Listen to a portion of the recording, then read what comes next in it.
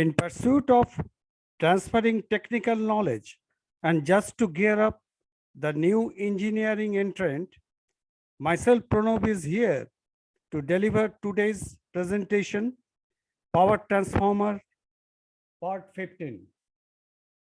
As the topic is of the continuation, so for your convenience, the link of the previous one is given under the description box. Let's start with application and functional of significance. Tertiary winding in star-star connected power transformer. Star-star connected power transformer has to work satisfactorily only if the connected load is balanced. With the unbalanced load, there may be a chance of neutral point shift, and the amount of shifting depends on the amount of unbalance. However, in case of star-star connected transformer, a floating neutral is a real problem to counter. The neutral shift is the deviation of the potential of the neutral point as subjected to unbalanced loading in respect to system neutral, which is ideally very close to 0 volts rather, in respect to true earth ground potential. The shifting of floating neutral point has thereby forced to create 3 line to neutral voltages, that is phase voltages become unequal. But no such difficulty is experienced from unbalanced loading while transformers are in delta-delta, delta-star or star-delta connection. Regardless of load imbalance, all 3 phase voltages remain practically balanced as due to the absence of floating neutral. These 2 points are very important.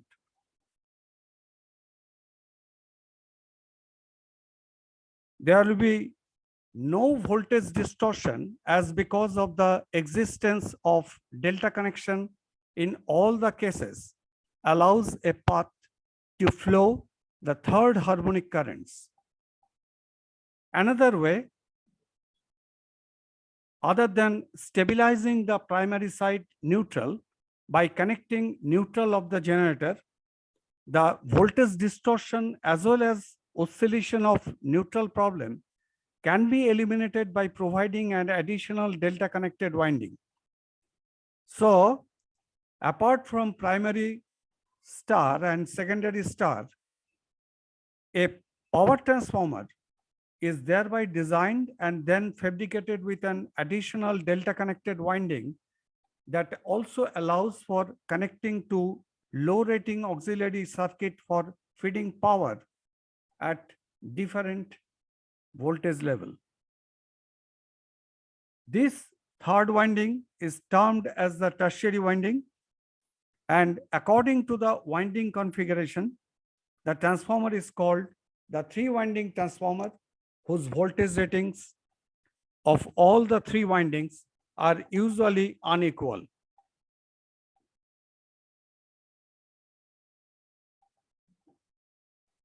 Additional delta connected tertiary winding within the star-star transformer has to provide a free flow path of the third harmonic component of the magnetizing current, and for which shows a flow of constant balanced current in the primary, while the secondary must supply an unbalanced load, and the neutral point on the primary winding would not be connected to the system neutral.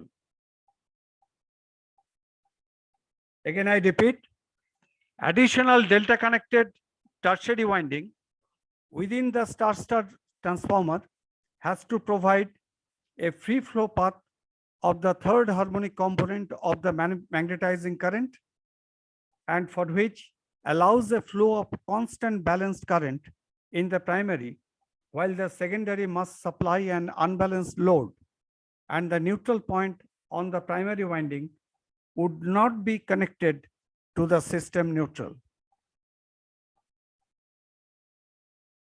Therefore, sine wave of voltage applied to the primary will have a result in sine wave of phase voltage in the secondary. There would have been no distortion of voltages. The basic advantage of this connection is that the insulation is stressed only to the extent of line to neutral voltage, that is 58% of line voltage. The three winding, that is star-star delta transformer, would have to be configured in such a way that the primary winding has to be connected with the highest voltage rating. The tertiary winding must be of the lowest voltage rating, and the secondary is of the intermediate voltage or medium voltage rating. The construction of three winding transformer is similar to that of court type transformer, in which for insulation consideration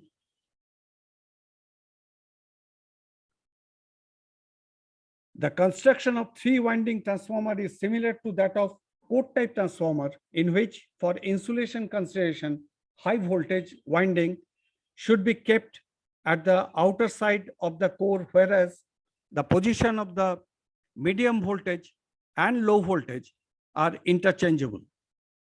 In order to reduce leakage reactance, the LV and HV windings are kept close to each of the windings. That is, in order to reduce the leakage reactance, the LV and HV windings are kept close to each other.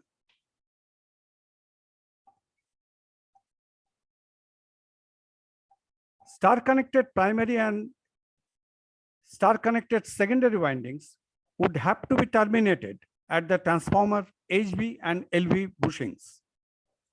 Termination external to the tank is not necessary in case of delta-connected tertiary winding, while it is exclusively meant for the purpose to accommodate and mitigate the propagation of harmonics, that is used only as for stabilizing windings known to be buried tertiary, while the delta-connected tertiary windings would have to allow for supplying some supplemental power, then necessary termination can be made at their own tank bushings.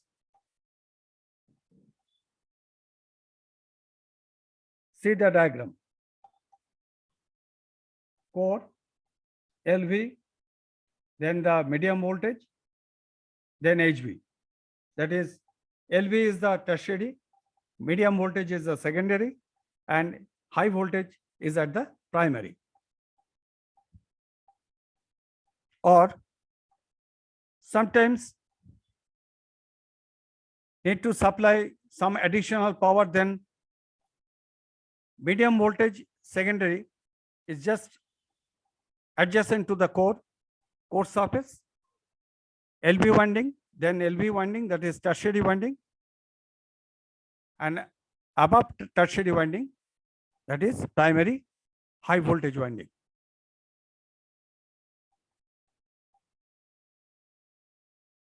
While tertiary winding acts only as stabilizing winding. Tertiary winding in electrical power transformer, while is to be provided only for the stabilizing purpose and not connected to external terminals, then it can be designed for any voltages as long as it provides the required ampere turns under single line to ground fault. This is the reason for which the voltage level of the corresponding tertiary winding is designed with much lower value and to be kept just next to core, that is figure 58A. Secondary, that is medium voltage, and primary high voltage windings are wound on top of the tertiary winding. Therefore, tertiary winding should be rated to withstand the effects of primary and secondary earth fault currents. So, its conductor cross-section and design has to be decided from the cumulative effect of thermal and mechanical stresses for the short duration fault currents. During various fault conditions, of which single line to ground fault being the most severe and repressive one.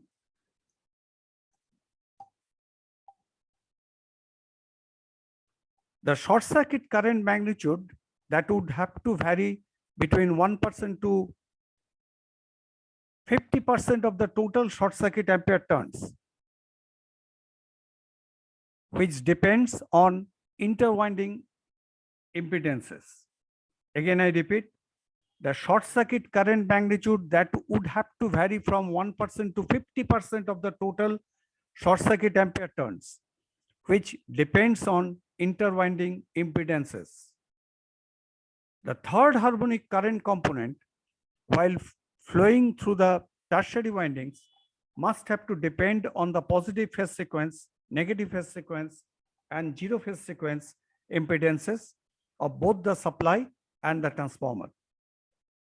As the purpose of tertiary windings is to provide only the required zero sequence ampere turns, so the voltage rating of stabilizing winding is quite irrelevant.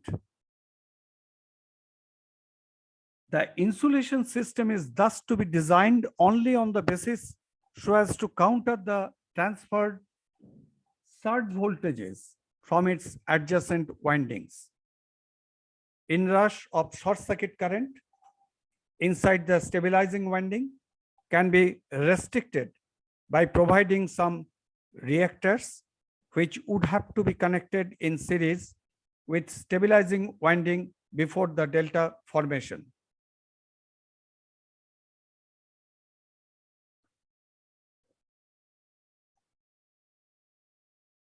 See the diagram.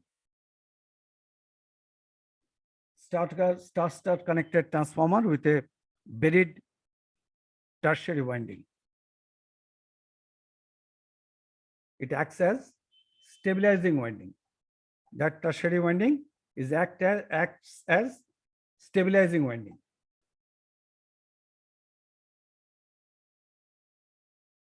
Tertiary winding used for supplying power to the auxiliaries.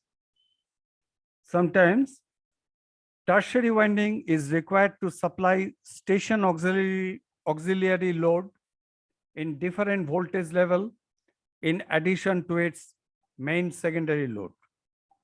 As the voltage rating of tertiary winding depends on which purpose it is used, so transformer must with 3 windings is used to interconnect 3 circuits operating at different voltage level. But the working principle is similar to that of the 2-winding transformer. When power supply is given to the primary winding, which acts as magnetizing winding, and its current produces the main magnetic flux. This flux links the secondary and tertiary winding, and thereby has to induce electromotive force, which is proportional to the number of turns of the respective windings. When secondary and tertiary winding both are connected with load, then the current in them has to produce demagnetizing flux. In consequence, the primary ampere turns I1, N1 must have to be balanced to the secondary ampere turns I2, N2 plus tertiary ampere turns I3, N3 plus magnetizing ampere turns I0, N1. Therefore, I1, N1 equals to I2, N2 plus I3 N3 plus I0 N1.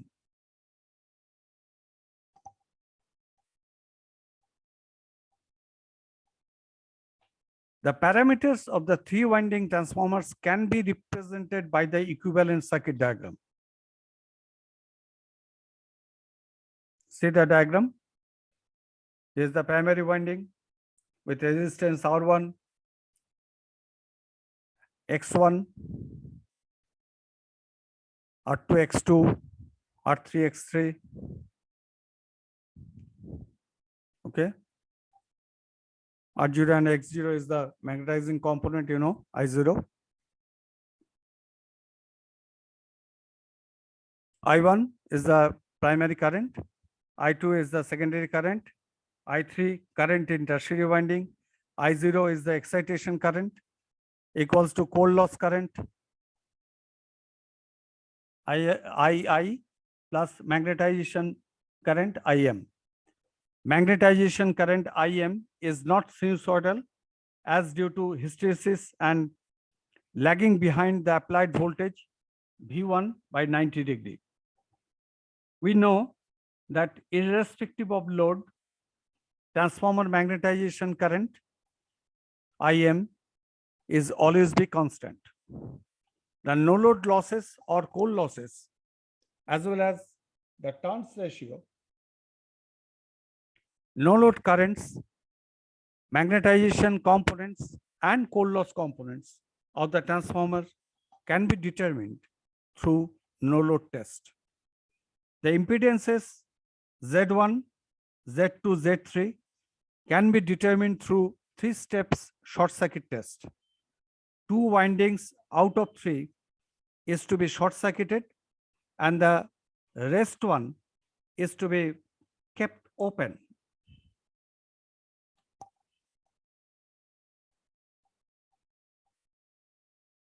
See the diagram. Connection diagram of short circuit test on 3 winding transformer.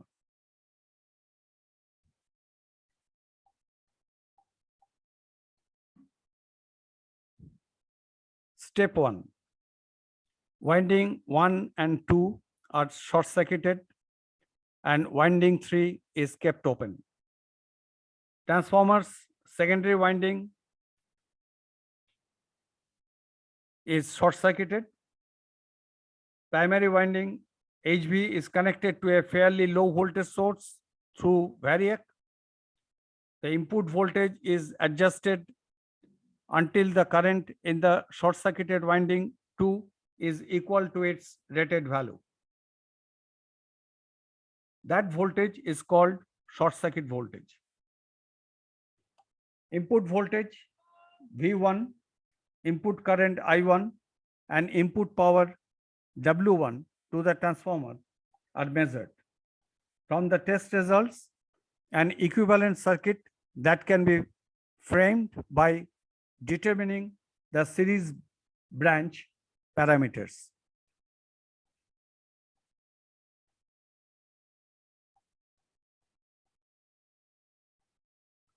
From the test results, an equivalent circuit that can be framed by determining the series branch parameters, equivalent resistance referred to HV side R1, 2 equals to W1 by I1 square, equivalent impedance referred to HV side Z1, 2 equals to V1 by I1, equivalent leakage reactance referred to HV side X1, 2 equals to root over Z12 square minus R12 square. Z12 is the series combination of impedances of winding 1, that is Z1, and winding 2, that is Z2 respectively. Therefore, Z12 equals to Z1 plus Z2. So Z12 equals to R12 plus JX12 equals to Z1 plus Z2.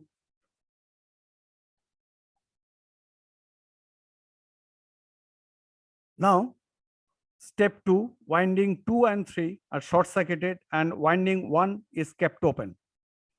Similarly, transformer windings number 3, LV tertiary winding is short-circuited. Secondary winding MV is connected to a fairly low voltage source through variac. The input voltage across the winding number 2 is adjusted until the current in the short-circuited winding is equal to its rated value. Input voltage V2,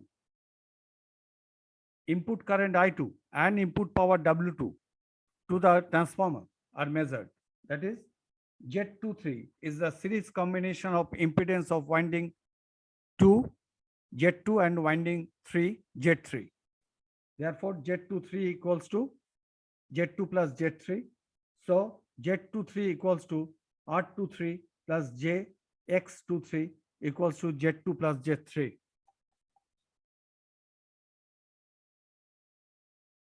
Step 3, winding 1 and 3 are short-circuited. Winding 1 and 3 are short-circuited and winding 2 is kept open. Transformers winding number 3, LV tertiary winding, is short-circuited. Primary winding HV is connected to a fairly low voltage source through variac.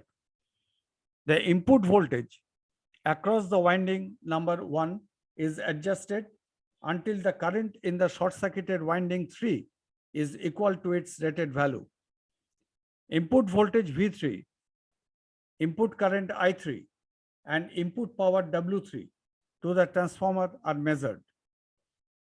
Z13 is the series combination of impedances of winding 1, Z1, and winding 3, Z3 respectively.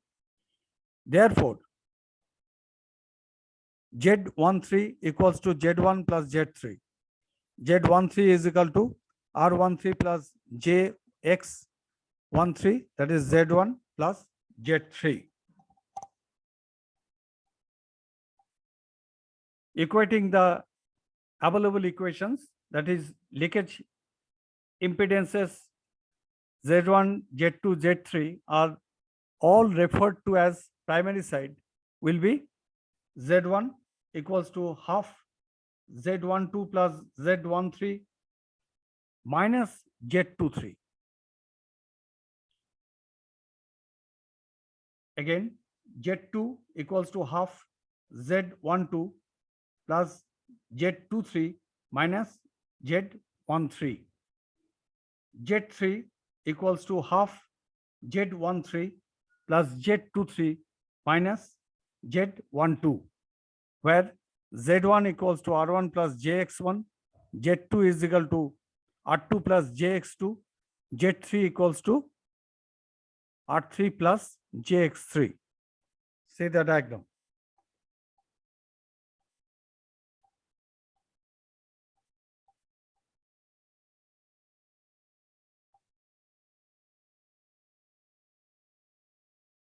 Now open circuit test. The core loss component magnetizing impedance of turn ratio, the core loss component magnetizing impedance and turns ratios can be determined through open circuit test on a 3-winding transformer. In open circuit test, the voltmeter, ammeter, and wattmeter are connected in low voltage side. To start with the open circuit test, while the applied voltage gets slowly increased until the voltmeter gives reading equal to the rated voltage of the LV side, and since HV side is kept open. So the current as shown in the ammeter will be no load current, that is I0, which is equal to the exciting current. No load current I0 is quite small compared to rated current of the transformer, and therefore respective copper loss due to this no load current is rather negligible and can be ignored.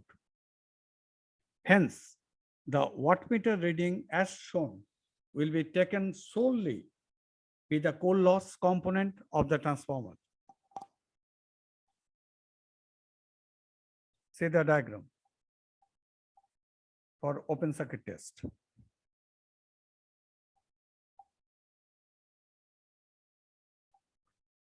The magnetizing impedance Zm can also be determined by this exciting current, and the values are referred to the LV side of the transformer, as because the tests being conducted on the LV side of the transformer. Zm equals to V1 by I0. These values could easily be referred to HV side by multiplying these values with square of the transformation ratio. Voltage ratio between primary and secondary K12 equals to V1 by V2. Voltage ratio between primary and tertiary K13 equals to V1 by V3. Voltage ratio between secondary and tertiary, that is VK23 divided by V2 by V3. Therefore, V2 by V1 equals to V3 by V1 equals to K13 divided by K12. Note, better have a reference in power transformer part 1.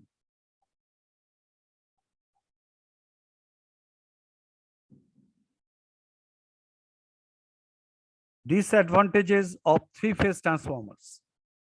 As of a normal practice for large capacity transformers, single three-phase transformer is technically preferred as because it is lighter, cheaper, and easier to transport, as well as occupies less space and is more efficient compared to 3-unit bank transformers.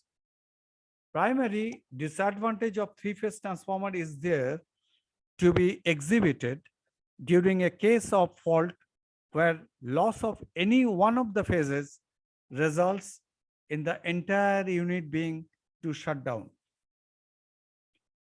The most prominent factor is that all three phases are sharing a common core structure, and the core part corresponds to defective phase would have been quickly saturated magnetically due to the lack of an opposing magnetic field. Lines of flux would therefore escape the core area and set to get going through the transformer metal enclosure, causing severe heating, and the temperature generated in some cases being enough to blister the paint and cause fires.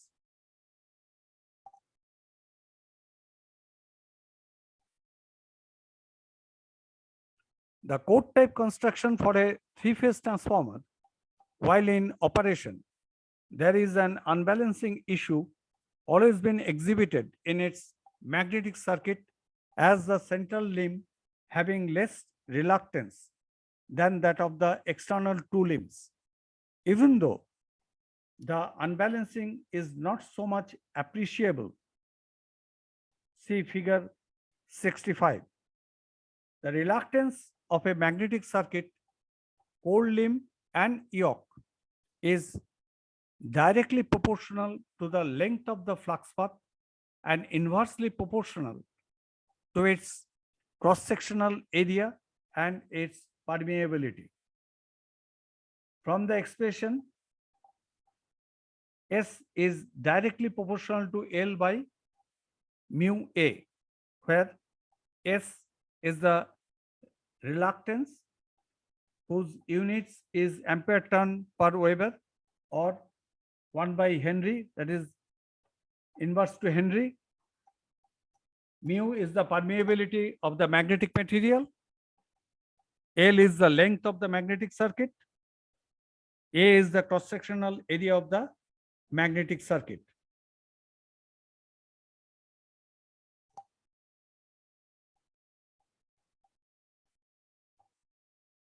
Four-limbed or five-limbed core type three-phase transformer. For large transformers, appropriate adjustment of the physical dimensions as well as weight does become very significant with the basic criteria of the permissible transportation facility from manufacturing house to installation site. At this stage, instead of single three-phase unit, the use of three single-phase units may need to be considered. Some of the very large three-phase core type transformers are designed to construct with five-limbed core whose two unwound external limbs are made to just as an extension and connection of the lower yoke with upper one. These unwound external limbs have therefore to provide an additional path for the magnetic flux, keeping the transformer capacity same, such as five-limbed magnetic core configuration enables to reduce the cross-sectional area of the yokes to about 60% of yoke section in typical three-limb core transformer, having dimensions of the limbs unchanged. The construction of five-limb core allows to reduce the transformer height by about 80% of the height of one yoke.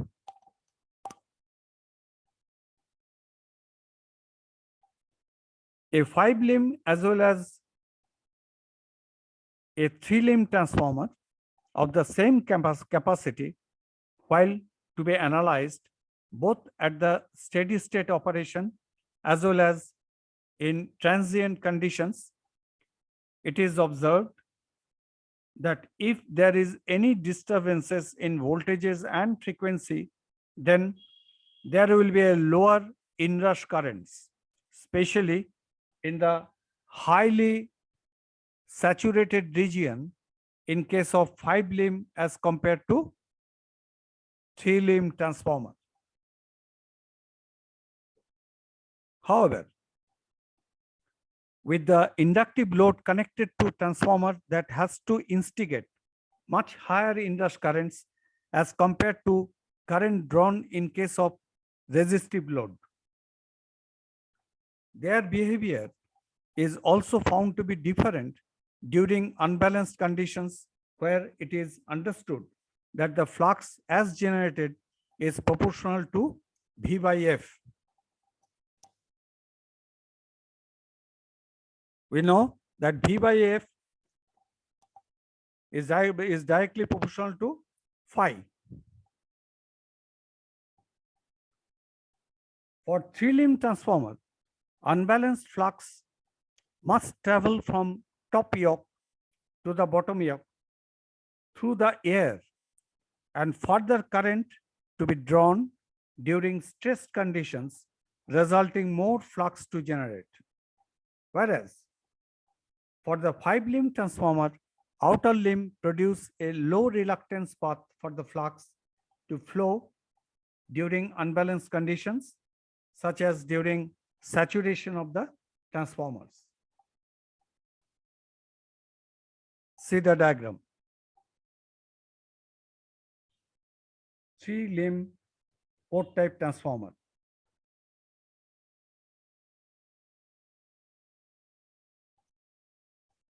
See the position of phi 0.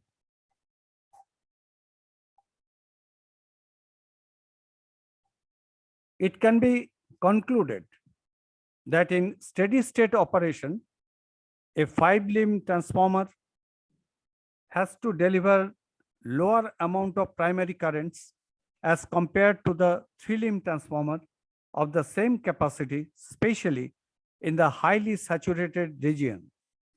During fluctuation of voltages,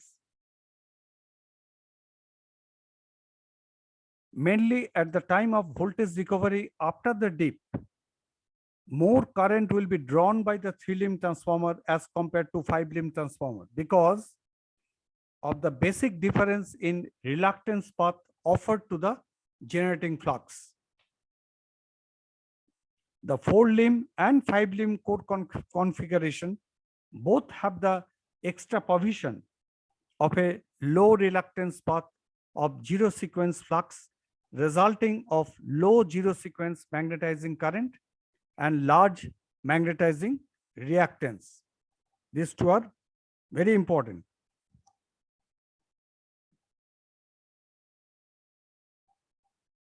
Now see, four limb code type transformer.